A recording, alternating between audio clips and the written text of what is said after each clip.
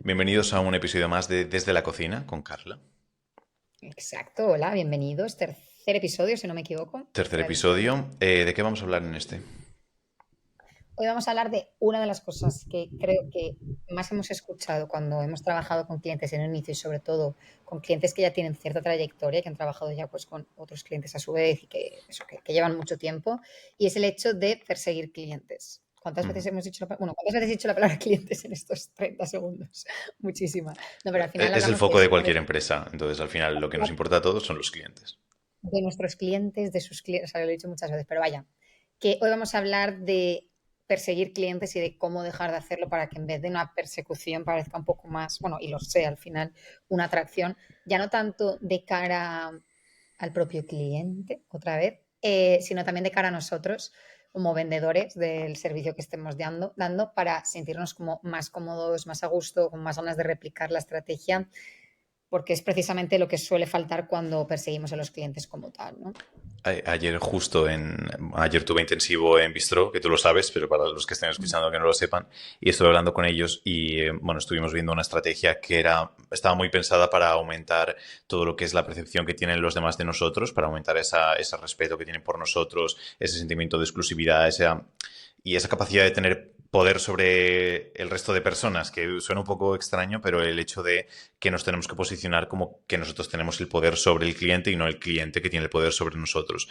Y todo esto va muy ligado a que desde hace hay una corriente que lleva ya muchos años, que es la del hustle, que se llama en inglés el hecho del grinding, el estar trabajando a tope sin parar. Y les comentaba ayer a los clientes eso, que normalmente, o la percepción que hay ahora es, he mandado 100 mensajes en frío y solo me ha contestado una persona y me ha dicho que no. ¿Cuál es la solución? Y que siempre dicen, pues no mandar 100, mandar 200 o mandar 100 al día durante 100 años.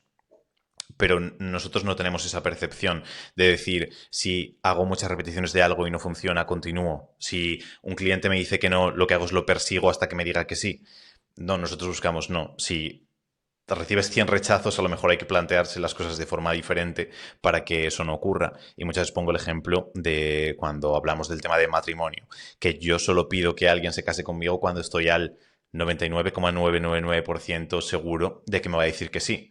Porque muchas veces, que ahora comentarás un poco la historia de toda esa figura comercial y demás, pero muchas veces pensamos que no tiene consecuencias porque hay leads para todo el mundo, hay clientes para todo el mundo, así que voy a muerte y voy a piñón. Pero el problema es que es como un matrimonio. Cuando tú a alguien le pides que se case contigo, si te dice que no, después el esfuerzo va a ser muchísimo mayor de transformar ese no en un sí, así te esperas un poquito, o si trabajas un poco mejor, o si lo haces de manera más adecuada y llega a un sí de primeras. Entonces, el causando una mala impresión, el atacando y persiguiendo y actuando mucho en frío, muchas veces generamos un feedback negativo que luego si queremos darle la vuelta nos va a costar un esfuerzo enorme respecto a hacer las cosas bien, generar esta atracción de los clientes por nosotros y que obviamente salga todo mucho mejor. Sí, es que al final el desgaste está ahí. O sea, por mucho que de 100 uno te diga que sí, por medio de estrategias de persecución, podemos Ujú. decir, aunque sea persecución de marketing o con marketing, los otros 99 te generan un ruido mental que está ahí, una negatividad, un me han dicho que no, un esto no ha funcionado. Entonces va a costar mucho que consigamos como estar al 100% en ese que sí que hemos cerrado. Entonces funciona mucho mejor si intentamos, con ciertas estrategias que iremos comentando ahora más adelante, poner la pelota sobre el tejado del otro, ¿no? Y que no seamos siempre nosotros los que estamos como detrás. Que dicho esto, por cierto, mini paréntesis para decir que este episodio en algún momento mágico se cortará y Ujú. seguirá en la comunidad privada de School, que tenéis el link allá abajo. Vale, importante. Buen spam metido. Exacto, ha sido. Y yo creo que es un buen momento. Entonces, ¿qué pasa con las marcas personales que venden servicio? ¿Tienen que estar vendiendo siempre? ¿No termina este trabajo en algún momento? ¿Qué pasa con esta situación? Yo creo que hemos evolucionado mucho. Creo que es mejor que contemos primero el tema de la historia, de cómo ha ido funcionando todo, para entender cómo hemos llegado hasta aquí y ver cómo deberíamos ajustarlo, cómo deberíamos trabajarlo. Porque cuando evolucionamos mucho, podemos evolucionar mal o evolucionar bien. Pero es cierto que la evolución ocurre. Entonces, entiendo que muchas veces decimos, no, pues yo quiero ir en contra de la evolución. Y nosotros a veces tenemos un enfoque de marketing más tradicional, a lo mejor, de lo que pueden tener otras personas, pero porque sabemos que funciona y porque vemos que funciona. Pero a veces hay personas que se quedan atrás porque no han sabido ver esa evolución. Y no sé si lo comenté en un podcast, porque como lo he comentado varias veces, el hecho de que si toda una sociedad evoluciona hacia unos gustos, unas preferencias, eh, el, el sentimiento de querer unas características y nosotros vamos justo al contrario, a lo mejor encontramos pues algún flipado que sí que quiera algo completamente diferente, pero ahora de repente si alguien saca un coche que tenga una potencia gigante y que consuma muchísimo y que te gastes 300 euros al día en gasolina, no te lo va a comprar prácticamente nadie si intentamos que sea un bien para todo el mundo, porque la gente se ha movido de ese lugar. Ha habido ciertos aspectos sociales como un aumento de los impuestos en la gasolina, un aumento del precio de la gasolina, una percepción medioambiental o de ser responsable con el medio ambiente más alta, por lo que la gente prefiere cosas que consuman menos. Mantenimientos y temas de talleres que ahora ya no sabemos hacer nada, entonces todo cuanto más grande más estropea, etcétera, etcétera. Entonces ahora sería imposible irnos hacia ahí. Pues con las ventas pasa lo mismo. Ha habido X cosas que antes se llevaban, pero que ahora sería imposible volver al tipo de venta que se hacía a lo mejor tiempo atrás. Entonces es entender el mercado, entender la sociedad y actuar en consecuencia para que sea positivo para nuestro negocio. Exacto, sobre todo es entender un poco que no es que hayan cosas que no tengan ningún sentido, sino que más bien están como un poco desfasadas, que tuvieron su momento hace unos años o muchos, ahora veremos las distintas épocas, y que por situaciones y porque avanzamos y porque estamos todos en otro mood muy distinto ahora, las cosas dejan de funcionar también como funcionaban, o incluso lo dicho, dejan de tener como ese sentido que tenían. Entonces, si te parece, vamos a ver como las distintas fases o 5 eras por las que hemos pasado, más o menos, para... Hemos pasado por muchas fases, ¿vale? Me refiero desde el punto de vista del comercial, La gente se va a evidentemente. aficionar a tus clases de historia. Bueno, y yo de informarme y de, y de aprender.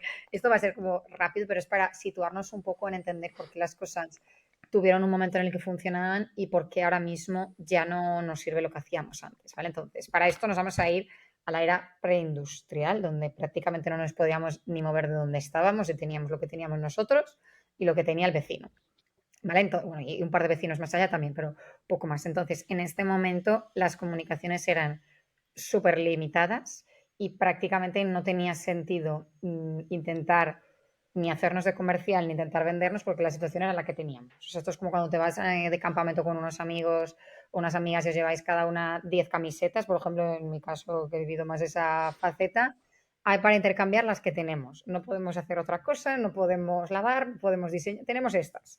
¿Vale? Entonces, esas son como las piezas con las que podemos jugar hasta aquí. Cuando salgamos de aquí, veremos otra cosa. Entonces, eso fue lo que pasó, que efectivamente pasamos a la era industrial. En Que la era esto, industrial, perdona que te corte, pero parece una tontería, pero mi abuela siempre que me cuenta historias, esa época era la de su juventud, porque es cierto que en los pueblos muchas veces sí, sí. vamos muchos años más atrás y ella siempre me contaba, y para mí esa es la época más pura en el sentido de que todo el mundo tenía prácticamente todo lo suficiente para sobrevivir, es decir, no tenían nada, o por lo menos mi abuela en pueblos y demás no tenían prácticamente nada, pero sabías que tenías casi siempre lo justo para sobrevivir, porque la gente en los pueblos pues tenía eso, pues su huerta, su tal, su cual, más o menos eso lo tenía ajustado. Y luego había cosas que dices, son cosas extra, que no es un bien hiper necesario, y se lo compro a gente a la cual tengo confianza, veo todos los días y está como mucho a 5 kilómetros a la redonda de donde vivo. Ya empezaba, obviamente, a haber comerciantes y eso que se podían acercar, pero confiabas en toda la gente. Entonces, casi no había habría timos, habría estafas, habría de todo, pero casi no existía esa El posibilidad pueblo siempre está, pero bueno. porque esa información estaba muy cerrada, todo el mundo se conocía y aún pasa, hablábamos el otro día, por ejemplo, de que casi no hay gente que no pague alquileres ni nada por el estilo por esa zona, porque al final todo el mundo más o menos te conoce y sabes que no puedes hacer una gran putada a alguien y quedar impune, así como en una ciudad, por ejemplo, lo puedes hacer. Entonces es una forma muy pura de entender el mercado, pero después eso fue desapareciendo por esa amplitud que vas a comentar ahora de la época industrial. Exacto, porque ahí pasamos a una segunda fase que era la era industrial. Bueno, era y es cuando se empieza a producir muchísimo más, se puede distribuir más, todos sabemos mucho más, todos somos mucho más eficientes, entre comillas, ¿vale? Porque también se sabía mucho antes, pero bueno, entendemos en términos de producción. Entonces fue entonces cuando sí que tenía sentido empezar a aplicar esta faceta comercial para intentar vender la producción y no quedarte con excedentes, ¿no? Entonces aquí es cuando empieza el tema de los periódicos, de los eslóganes, de las típicas frases llamativas para vender, en este momento. Antes no existía. ¿Qué pasa? En este momento es todo desde un punto de vista súper unidireccional del que produce y del que vende, porque el consumidor en principio no tiene nada que decir porque es la primera vez que ve algo entre lo que pueda elegir, entre que puede pensar en dos precios, dos opciones, dos lo que sea. Entonces, simplemente está como expectante de recibir información.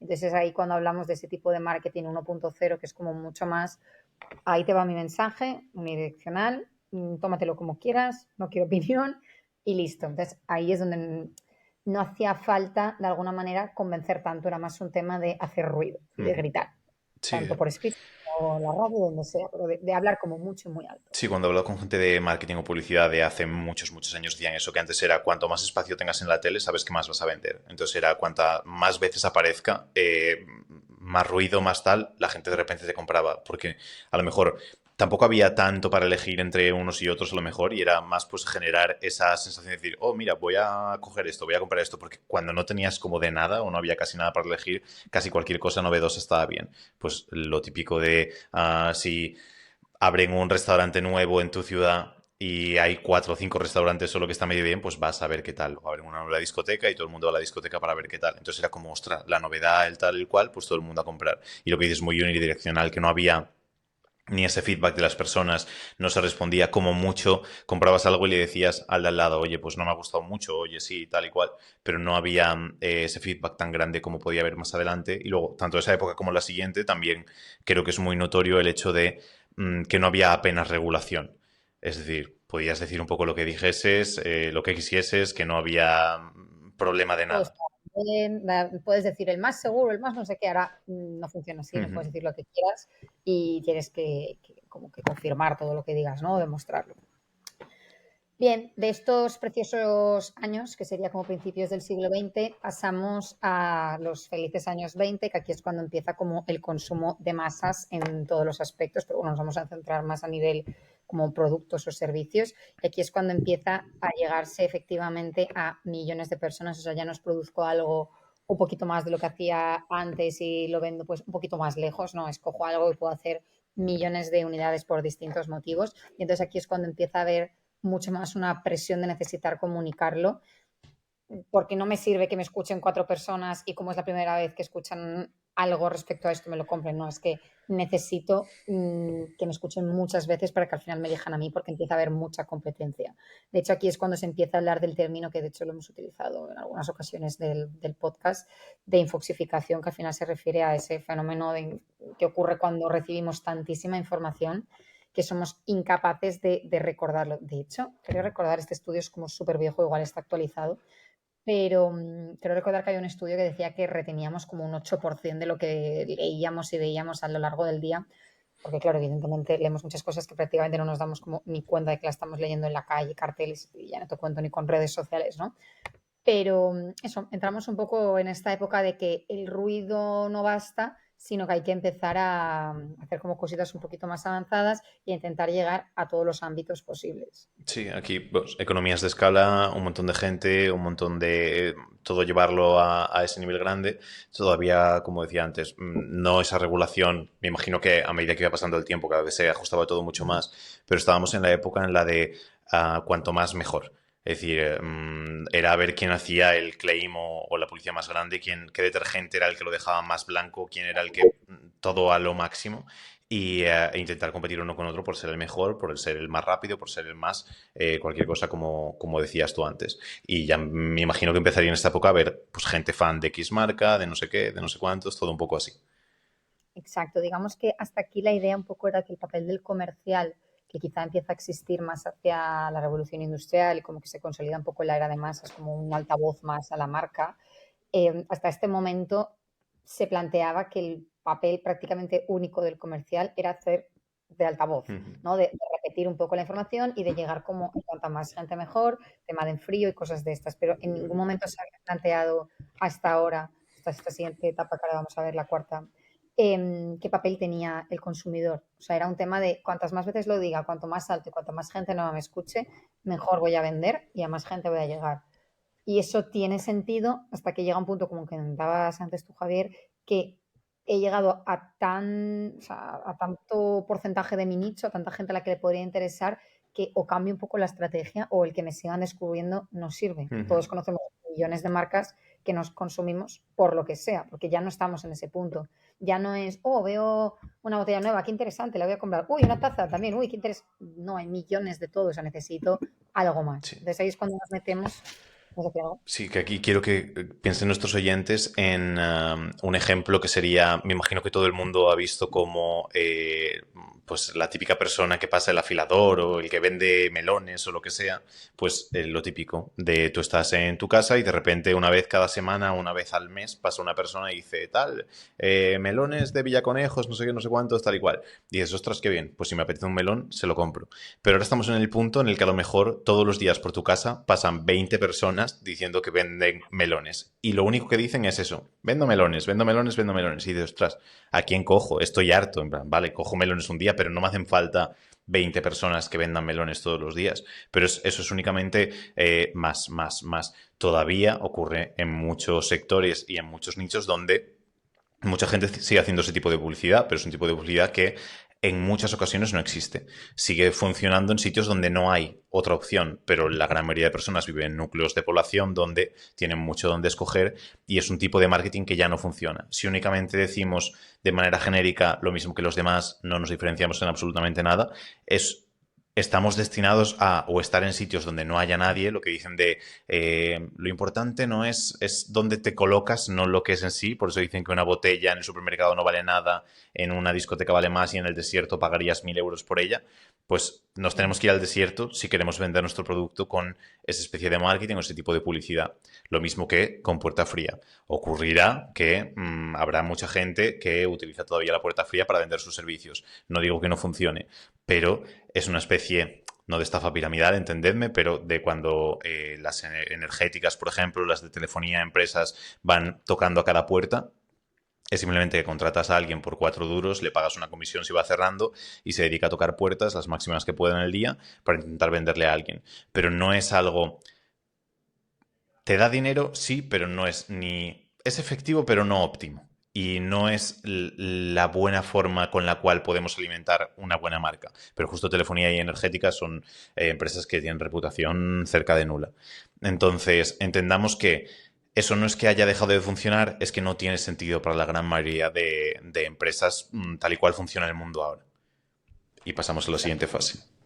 Y con esto pasamos a la siguiente, que esto seguro que ya la mayoría como que lo hemos vivido, que son los años 80, 90, 2000, y es cuando empieza a crecer mucho más la figura del comercial, sobre todo especializado en un tema más de puerta fría, de cualquiera de los ámbitos que has estado mencionando, y con la idea precisamente de, ostras, el consumidor tiene mucho más papel del que creíamos, aunque aún les faltaba mucho más por descubrir, pero en este punto sí que es el que como que empezamos a abrir los ojos respecto al tema de que esa conversación uno a uno hace falta, esa personalización hace falta, y entonces es cuando entran como las técnicas, bueno, aquí es donde empieza el marketing 2.0 que se llama, y es cuando empieza todo lo que es el marketing pues mucho más avanzado, mucho más sofisticado, temas de neuromarketing, de propuesta única de valores, de como cosas, conceptos más actuales que hoy nos suenan como muy del día a día, pero hasta ese momento nadie se había planteado que tenías que diferenciarte en la mente del consumidor, que tenías que ser la marca top of mind, que tu consumidor te tenía que elegir porque conectase contigo. Nadie se había planteado nada de esto. O sea, era como,